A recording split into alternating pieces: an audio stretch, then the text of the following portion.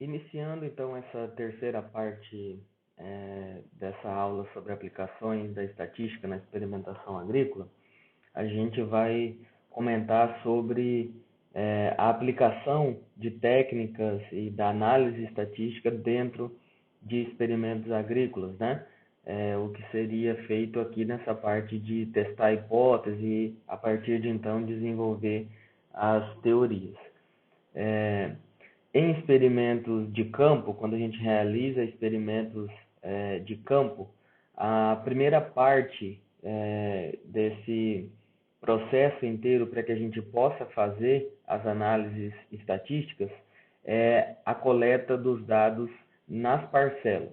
A partir do momento em que acontece a coleta dos dados no experimento, que é o que o pessoal está fazendo aqui dentro das parcelas, esses dados eles vão ser analisados, né? Entendam a parcela como uma unidade experimental que vai receber os tratamentos e a unidade em que a gente vai fazer as observações, em que a gente vai fazer a amostragem e a gente vai coletar os dados. Esses dados coletados eles vão ser analisados. A gente pode analisar isso de forma mais simples ou descritiva, por meio de medidas de posição, por exemplo, e a gente pode também fazer uma análise a partir de medidas de dispersão de dados, né? As principais medidas de posição são média, mediana, moda, né? E as principais medidas de dispersão, que a gente usa com bastante frequência, são variância, desvio padrão da média, o coeficiente de variação e o erro padrão da média. A gente faz uso desses parâmetros estatísticos aqui com muita frequência dentro da análise estatística dos nossos experimentos. Então, a gente usa como base inicialmente a variância para entender como que foi o comportamento, né, digamos assim, das variações que aconteceram dentro do experimento. Essas variações elas podem ser variações provocadas por nós, né? Quando a gente coloca diferentes tratamentos, a gente está imaginando que vão ter variações ali dentro. Essas variações nós provocamos e a gente até espera que elas aconteçam. Mas existem variações também que são variações do acaso, variações aleatórias que acontecem dentro do experimento e a gente precisa contabilizar isso como erro experimental, né? Então, por isso, a gente também lança a mão aqui dos desvios, né? Desvio padrão e do coeficiente de variação, para poder tentar entender como acontecem essas variações que a gente não gostaria, digamos assim, que acontecesse dentro dos experimentos. Para que a gente fale das medidas de dispersão, principalmente a medida de variância, é interessante a gente entender sobre a distribuição dos dados, né? E aqui eu faço dou um foco na distribuição gaussiana, ou distribuição de Gauss, ou a distribuição normal, tá? Então, a distribuição normal, né, dos dados, isso são teorias, né? Isso foi desenvolvido por esse pesquisador, digamos assim, né, o Gauss. Ele era alemão, matemático, astrônomo e físico. E as principais contribuições que ele trouxe para a aplicação da estatística na experimentação foi isso daqui. Ele desenvolveu o método dos mínimos quadrados, ou seja, o que a gente entende lá na frente como variância começou a ser desenvolvido aqui. Desenvolveu a teoria dos erros de observação. Então, a partir daqui a gente começou-se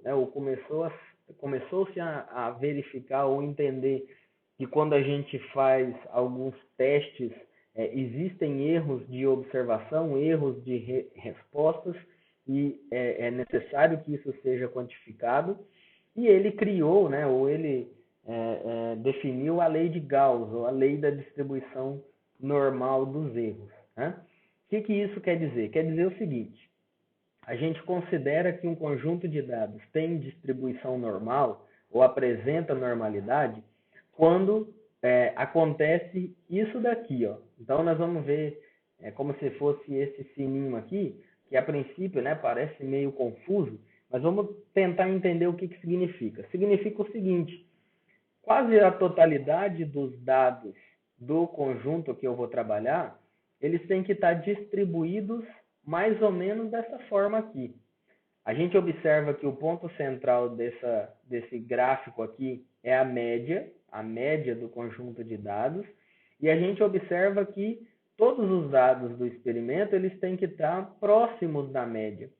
Mas o que quer dizer próximos da média? Quer dizer o seguinte, considerando a média como base, né, pelo menos 68,3% dos dados tem que estar no máximo a distância de um desvio padrão em relação à média.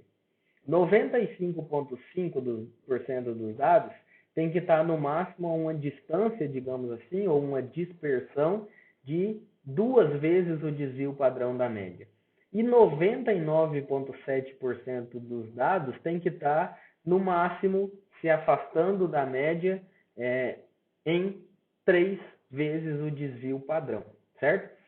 Ou seja, quase 100% dos dados tem que estar no máximo a 3 vezes o desvio padrão dispersando da média, para mais ou para menos. Mas 95% deles tem que estar no máximo a 2 vezes o desvio padrão. Ou seja, poucos dados tem que estar a 3 vezes o desvio padrão. Por isso que essa área aqui é menor.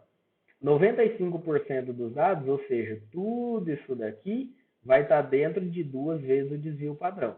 E pelo menos 68% dos dados, né, praticamente 2/3 dos dados, vão estar pertinho da média, a 1 vez o desvio padrão no máximo em relação à média. Por isso que a gente considera a normalidade quando a gente observa a dispersão dos dados parecido com esse desenho aqui que eu fiz didaticamente aqui para a gente entender. Isso quer dizer que os dados seguem a distribuição normal, eles seguem a distribuição gaussiana. Isso daqui é o princípio, ou o primeiro princípio que a gente tem que levar em conta para entender se eu posso aplicar a variância, né? Por que eu preciso verificar o princípio da normalidade? Porque na variância, o que é feito aqui? O cálculo da variância ele é feito da seguinte forma. Eu pego cada dado individual do experimento e desvio ele em relação à média. Eu elevo ele ao quadrado, certo? Então, é o quadrado dos desvios, né? E eu somo todos os desvios. Então, se eu tiver 20 dados em um conjunto, eu vou ter 20 desvios em relação à média. Cada um deles vai ser elevado ao quadrado, todos eles vão ser somados e isso vai ser dividido pelos graus de liberdade daquele conjunto. Então, a variância é o quadrado médio dos desvios desses dados. Como que eu faço variância se eu tiver, por exemplo, os dados desviando muito da média? Aquela análise de variância ela não vai representar muita coisa para mim. Então, eu fiz um exemplo aqui para a gente imaginar. Imagine o seguinte, se eu tiver esses 4 dados aqui coletados num experimento qualquer. Eu estou analisando, sei lá, produtividade de milho, sacas de milho por hectare. E eu tive esses dados aqui na coleta. 19 sacas, 3 sacas, 85, 154. De cara eu percebo que tem muita coisa errada aqui, alguma coisa não tá batendo, né? Se eu tirar a média desses 4 dados aqui, eu tenho uma média de 65,25 sacos, né? Olha os desvios como que ficam. Se eu pegar 19, né? Ou pegar a média menos o desvio, dá 46. A média menos o dado, o desvio dá 46. A média menos o segundo, o desvio dá 62. A média menos o terceiro, o desvio dá menos 19. A média menos o quarto dado, o desvio dá menos 88. Olha quanto que dá cada desvio desse em relação à média. Olha a variação dele se eu transformar isso em porcentagem. Isso aqui está variando em 70% o valor da média, em 95%, em 30%, em 136%. Aí eu pergunto, essa média representa esses dados? Essa média representa essa produção? Ela representa essa produção? Não, né? Nem essa, tá? Então, a média é um parâmetro interessante de ser usado como base em uma análise estatística se o conjunto de dados seguir normalidade. Então, eu posso utilizar a média como parâmetro para uma posterior análise de variância, por exemplo. Então, quando a gente tem dados paramétricos, o que quer dizer isso daqui? São dados que seguem distribuição normal. Eles também cumprem outros requisitos, como homogeneidade de erro e variáveis intervalares e contínuos. Tá? Quando o requisito da normalidade não é atendido, então esses dados, esse conjunto de dados, ele é não paramétrico. Né? Para conjuntos de dados que são paramétricos, que têm distribuição normal, né, normalidade, a gente pode prosseguir e dar origem ou iniciar os testes de hipótese. Esses testes de hipótese, a gente falou das hipóteses lá no começo, né? Quais são as hipóteses em um experimento? Elas são sempre duas. A hipótese nula ou a hipótese alternativa, que a gente chama de H0 e H1. O que é H0? O que é a hipótese nula? Os tratamentos que a gente testou são iguais, ou seja, eles não promoveram um efeito significativo nas variáveis que a gente vai analisar. Então, eu testei 5 tratamentos. A resposta foi igual. A hipótese alternativa é o contrário. Os tratamentos são diferentes. Tem pelo menos um tratamento ali no meio que sobressaiu sobre os demais. Então, quando eu faço um experimento e eu parto para essa análise, né, de análise estatística, o primeiro teste que a gente faz é isso daqui, é testar essas hipóteses. Os tratamentos, eles foram diferentes ou eles foram iguais? Se eles forem iguais, encerrou aqui. A gente só vai concluir que os tratamentos que a gente aplicou não promoveram um efeito significativo lá nos dados. Agora, se os tratamentos forem diferentes, a gente passa para a próxima etapa. Tá? Destrinchando melhor aqui esses testes de hipótese. Exemplos, teste T de Student, teste F de Fisher. Né? Esses testes, eles levam em conta o valor de P, ou o P-valor, né? Que na verdade nada mais é do que a probabilidade de significância. Na experimentação agrícola, a gente costuma trabalhar com probabilidades de significância de 0,05, o que representaria 5% de probabilidade de erro. Tá? Então, seria mais ou menos como se a gente falasse que nós estamos dando aquela conclusão estatística com 95% de certeza e 5% de probabilidade de erro. Eu posso trabalhar também com um pouquinho mais de critério, um pouquinho mais intenso isso daqui, e trabalhar com probabilidade de erro de apenas 1%. Tá? Então, seria uma probabilidade de erro menor ainda, ou seja, um pouquinho até mais de confiabilidade. Tá? Mas 5% é suficiente para o que a gente trabalha dentro da experimentação agrícola. Então, quando eu pego um teste de Fisher, por exemplo, eu vou aplicar o teste e conferir dentro das probabilidades de erro que a gente vai trabalhar. O teste de F, que é o teste mais utilizado, eu, por exemplo, utilizo basicamente ele como teste de hipótese, é um teste que foi desenvolvido, né, aqui nessa instituição, no Reino Unido, inclusive no ano passado, né, isso daqui foi manchete internacional, o experimento mais longo da história, ele já acontece na sede dessa instituição há mais de 170 anos, né?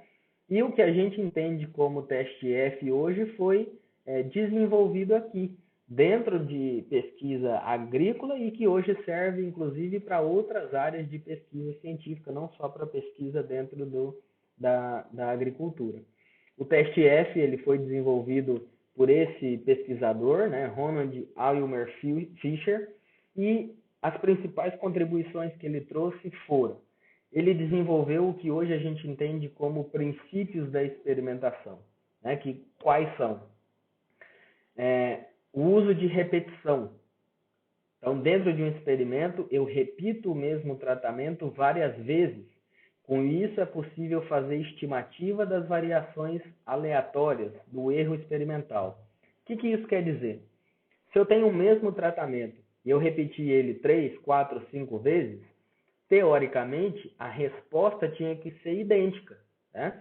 Então, eu plantei um cultivar de milho aqui e esse milho recebeu um tratamento. Se eu repetir ele 4 vezes, as 4 parcelas desse milho deveriam dar a mesma produtividade, idêntica. Só que isso não acontece, porque existem variações aleatórias.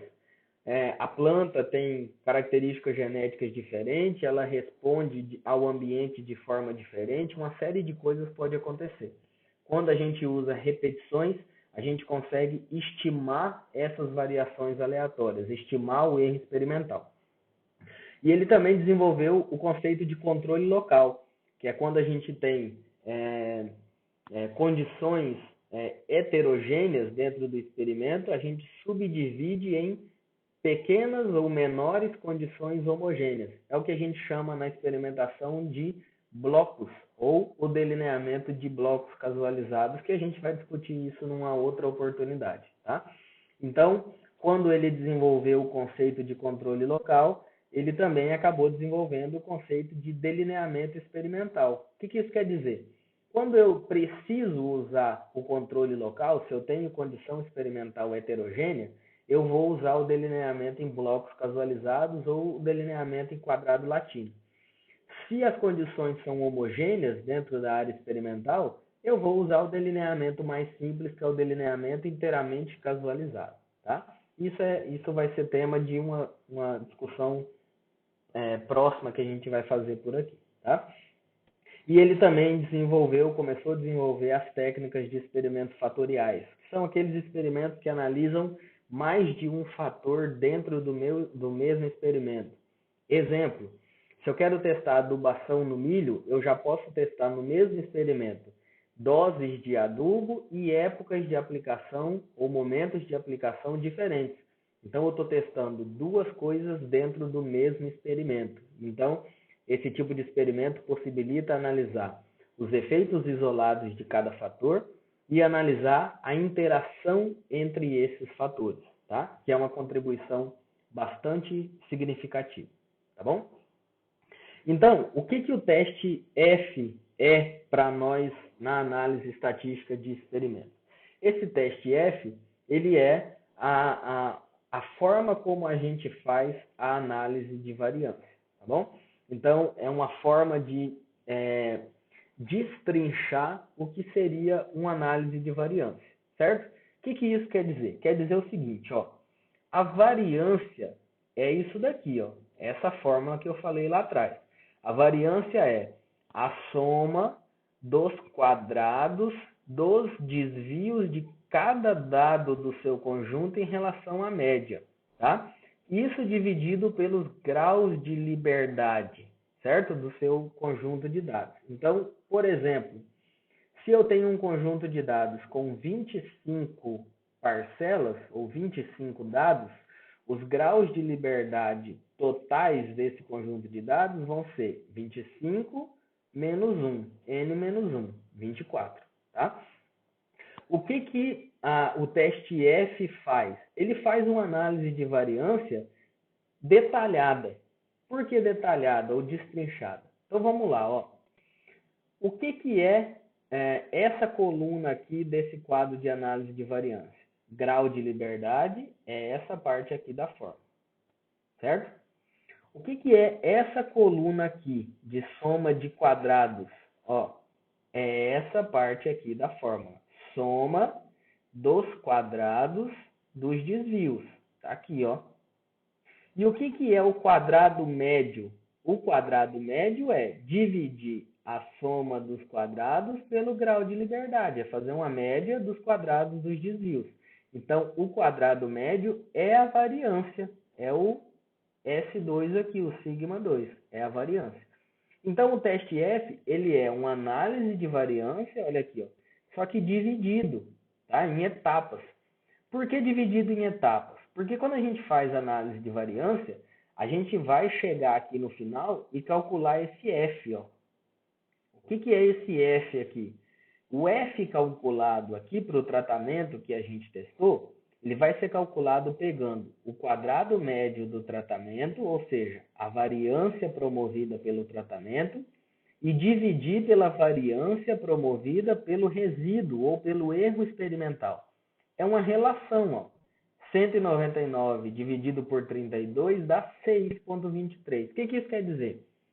Quer dizer que nesse conjunto de dados houve 6,23 vezes mais efeitos promovidos pelo tratamento do que os efeitos promovidos pelo erro experimental. Segundo o que o Fisher tabelou numa tabela lá para trás, esse experimento precisava ter esse F de no mínimo 3. E houve um F de 6,23, ou seja, o tratamento aqui foi eficiente em promover alteração nos dados que foram coletados. Tá? Então, essa análise de variância pelo teste F, ele é um teste de hipótese, porque ele acabou de indicar para mim aqui, ó, que eu devo aceitar a hipótese alternativa, que diz que os tratamentos são diferentes. Os tratamentos promoveram alterações nos resultados. Tá? Então, o teste F de Fisher é uma forma que a gente tem de aplicar a análise de variância no conjunto de dados, certo? Essa análise de variância é aplicada em quê? Ela é aplicada para cada variável resposta do experimento. O que é uma variável resposta? É aquilo que manifesta o efeito dos tratamentos. Né? O que isso quer dizer? Se eu estou analisando milho, eu vou medir produtividade do milho em sacas por hectare. A produtividade de milho é uma das variáveis resposta. Tá? Essas variáveis resposta, elas podem ser qualitativas ou quantitativas. Por que é importante abordar sobre isso? Eu fiz o teste F primeiro. Eu descobri que os tratamentos promoveram efeito naquelas variáveis resposta. Qual é a segunda fase agora? Agora eu preciso saber como foram esses efeitos. Quais tratamentos são melhores? Quais tratamentos são inferiores? Para cada tipo de variável resposta, a gente vai ter a aplicação de técnicas ou aplicação de testes diferentes. Então, primeiro a gente precisa entender o que são essas variáveis quali e quantitativas. Então, vamos lá. Exemplo, esse experimento aqui a gente trabalhou com um cultivar de sorgo forrageiro e a gente analisou aqui espaçamentos e densidades populacionais diferentes. Isso daqui gerou variáveis qualitativas, porque eu só posso afirmar no final desse trabalho que o espaçamento de 45 centímetros entre linhas foi melhor ou foi pior do que o espaçamento de 60 centímetros entre linhas. Então, isso só qualifica. Esse é melhor do que esse, certo? Então, esse espaçamento é melhor do que esse. Ele só qualifica melhor, pior, ou melhores e piores, digamos assim, ou superiores e inferiores, tá? Nesse experimento aqui, a gente analisou o comportamento dessas bezerras em sistemas de manejo de pastejo. Elas ficaram num sistema de lotação rotacionada, né, em piquetinhos, e elas ficaram no sistema de lotação contínua. Eu só consigo falar, ó, esse sistema é melhor do que esse, ou esse sistema é pior do que aquele. Então, isso também é um tipo de variável, a resposta é uma resposta em variáveis qualitativas. Tá? Um outro tipo de experimento aqui com variáveis qualitativas. Nós fizemos aqui a ensilagem de cana e nós colocamos alguns aditivos com o objetivo de controlar leveduras. Então, nós colocamos aqui açúcar, sal, vinagre, inoculante bacteriano. Tá? Cada um desses produtos foi um tratamento. E no final eu só posso ter a seguinte resposta: esse inoculante é melhor, esse produto aplicado é melhor, então isso só qualifica, certo? Então isso também é qualitativo, tá bom? Agora, aqui nesse outro experimento, a gente já testou doses diferentes de produtos lá no padrão fermentativo da silagem de cana-de-açúcar. Quando eu testei doses diferentes, Agora eu tenho um experimento com variáveis quantitativas. Qual é a dose melhor desse produto? 0, 1%, 2%, 3%, 4%? Isso é quantitativo, tá? Quando eu peguei aqui nesse experimento e eu adubei com nitrogênio e fósforo o capim charaese, fiz uma análise das características morfogênicas, eu tive um experimento aqui também com variáveis quantitativas, porque eu tinha 6 doses de nitrogênio e 6 doses de fósforo. Então, eu tinha uma resposta quantitativa, níveis de adubação, semelhante ao que os colegas fizeram aqui no campo, com pasto de capim-marandu adubado com doses de resíduo de suinocultura. São doses em níveis diferentes. Então, são 6 níveis de resíduos de suinocultura aplicados no capim. Essa resposta é quantitativa, porque no final eu consigo apontar quais são as doses melhores, tá? Ou quais são as doses piores, certo? Eu posso ter um experimento dessa forma aqui, por exemplo, avaliando 18 gramíneas forrageiras, variando em função das estações do ano. Quais são as estações do ano? 4, seca, águas, no nosso caso, e as transições da água para a seca e da seca para a água. Isso ainda é qualitativo, porque eu só posso comparar. Esse capim é melhor do que esse nessa época, esse é pior do que o outro nessa época e assim por diante. Tá? Aqui, ó, isso aqui é uma unidade de referência tecnológica onde a gente faz pesquisas com integração lavoura, pecuária, floresta. Nessa área aqui, nós temos pesquisas que são qualitativas e pesquisas que são quantitativas, ou que são até as duas coisas juntas, né? O que isso quer dizer? Quando eu pego aqui, por exemplo, ó, 6 capins, né? E vou testar como que a sombra interfere nessas gramíneas, eu posso ter respostas que são qualitativas ou quantitativas. Eu estou comparando um capim com o outro, eu só estou qualificando. Esse é melhor do que esse, que é melhor do que esse, que é melhor do que esse, e assim por diante. Agora, se eu estiver testando níveis diferentes de sombra ao longo do dia no capim, eu estou tendo respostas quantitativas. Essas variáveis resposta, qualitativas, né, ou quantitativas, a gente precisa entender sobre elas para saber qual tipo de teste ou qual tipo de técnica estatística a gente vai aplicar para verificar como foram os efeitos dos tratamentos. As variáveis qualitativas, a gente trabalha com teste de médias, testes que comparam ou agrupam médias. Enquanto que se a gente tiver analisado variáveis ou trabalhado com variáveis quantitativas, a gente costuma usar a análise de regressão. Os principais testes de média, né, principalmente os que eu uso, são o teste de Tuckey e o teste de Scott-Knott. O teste de Tuckey compara médias, o de Scott-Knott agrupa. Já a gente vai ver sobre isso. Enquanto que, se eu usar variáveis quantitativas, eu geralmente aplico análise de regressão. Essa análise de regressão por polinômios ortogonais, por exemplo, é quando a gente testa níveis de alguma coisa no experimento que são igualmente espaçados. Então, se eu trabalhar, por exemplo, com experimento com doses de nitrogênio, eu vou trabalhar com 0, 50, 100, 150 e assim por diante. Doses igualmente espaçadas. Aí a gente aplica análise de regressão por polinômios ortogonais. Um exemplo aqui. Aqui é um quadro, né, uma tabela, comparando os tratamentos que foram aqui forrageiras para duas variáveis resposta. A produtividade em toneladas de massa por hectare e a taxa de crescimento desses capins em quilograma por dia de forragem. Vamos olhar só essa daqui, ó.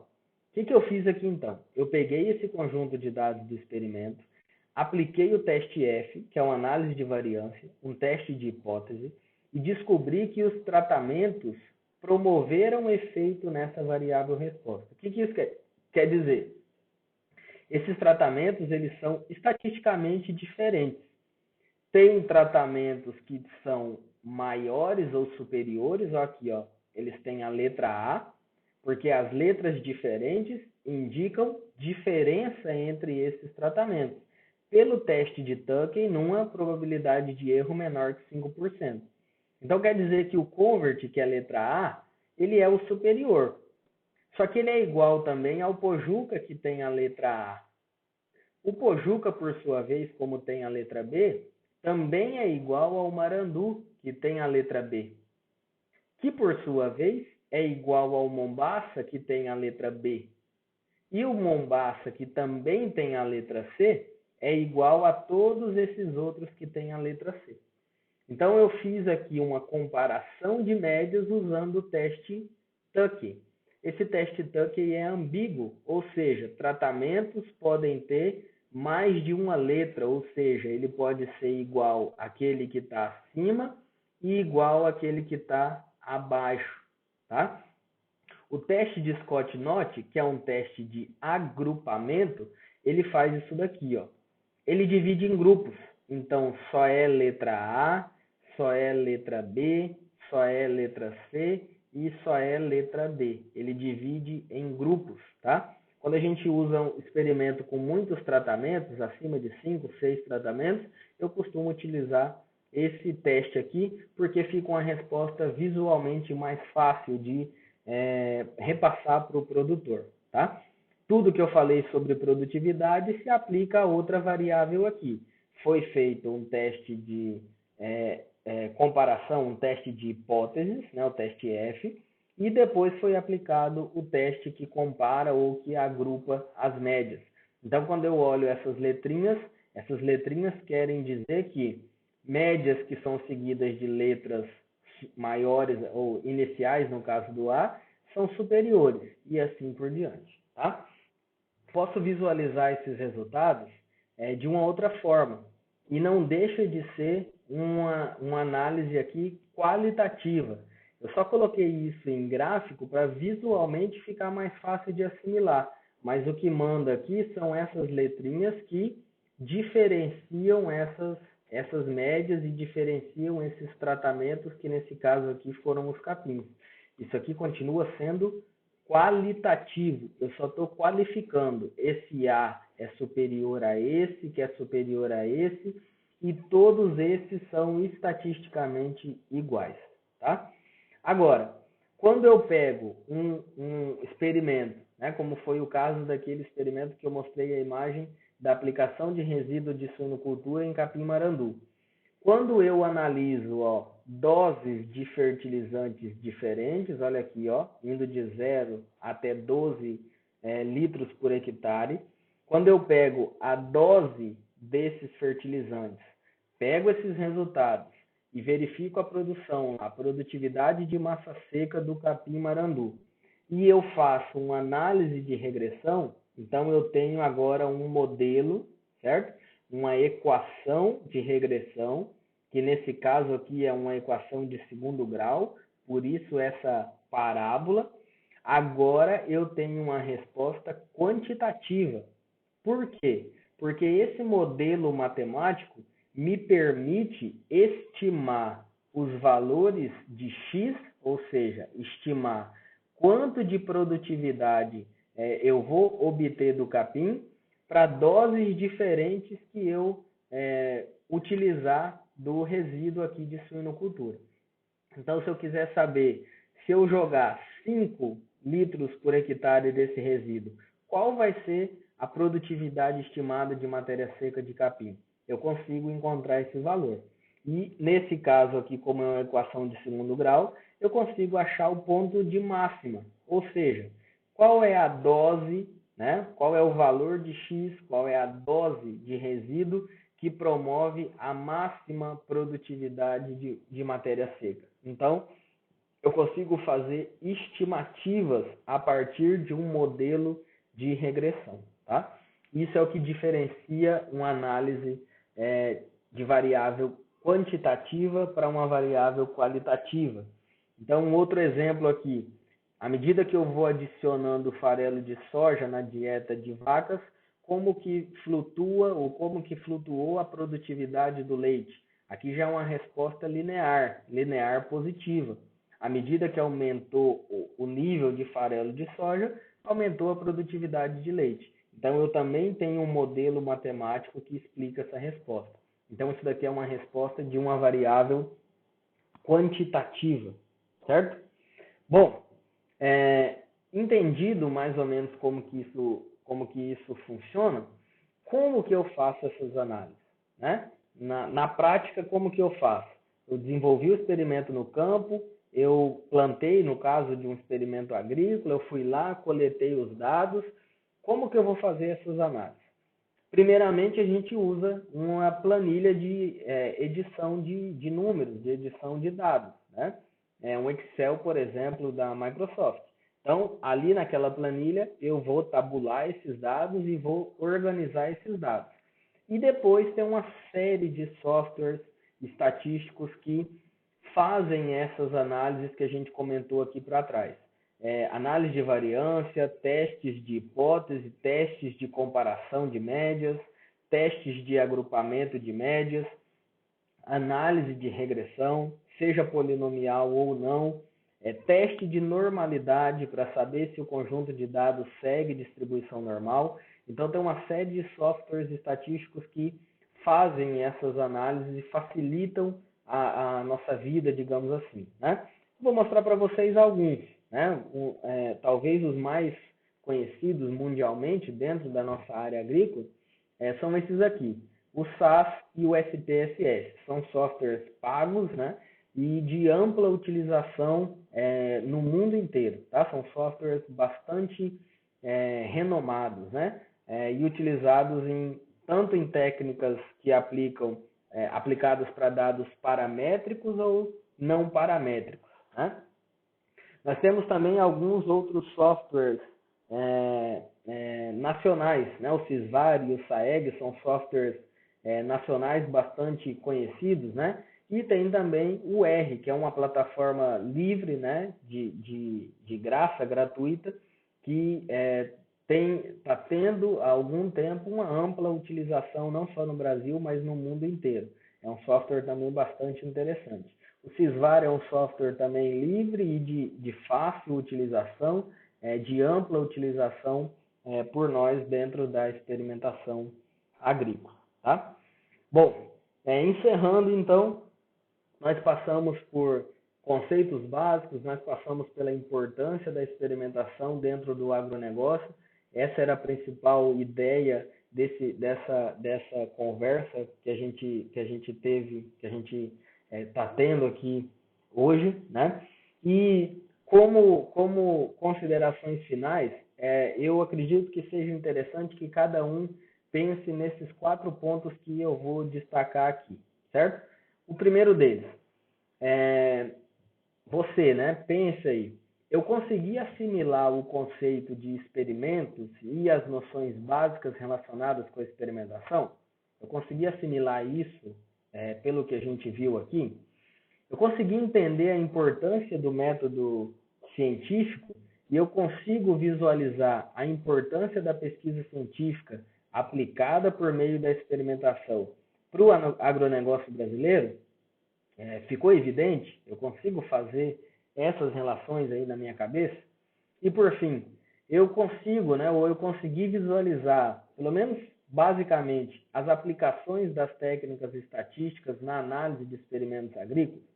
Então, vocês podem perceber que são apontamentos aqui amplos, né? Essa é uma discussão inicial, uma discussão introdutória da experimentação agrícola e da aplicação das técnicas